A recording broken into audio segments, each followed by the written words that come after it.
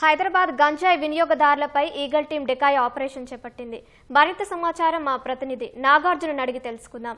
చెప్పండి Nagarjuna, eagle team decoy operation పై తాజా సమాచారం ఏంటి?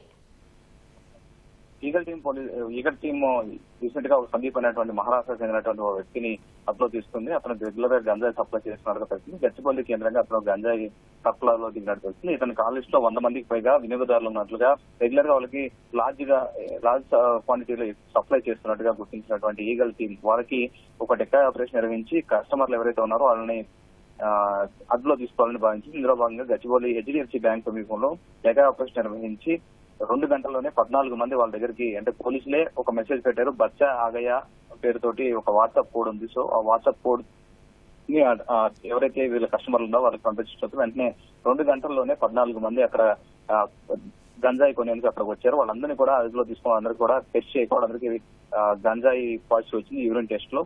సో వాళ్ళందరినీ కూడా రిహాబిలిటేషన్ సెంటర్ అంటే డిఅడిక్షన్ సెంటర్ కు పంపించి వాళ్ళందరూ కూడా చికిత్స అందిస్తున్నారు. దాంతో పాటుగా ఇప్పుడు ఈ పట్టుబడిన వాళ్ళందరినీ కూడా భార్యతో 4 ఏళ్ల కుమారుతో భార్యతో కలిసి వచ్చినటువంటి ఒక వ్యక్తి గంజాయి కొనుగోలు చేయడానికి వచ్చారు. అతను కూడా డ్రగ్స్ పాజిటివ్ వచ్చినట్టుగా తెలిసింది. దాంతో పాటుగా మరొక వ్యక్తి భార్యతో కలిసి ఇద్దరు కలిసి గంజాయి తీసుకునేందుకు రాగా వాళ్ళిద్దరికీ కూడా పాజిటివ్ వచ్చింది.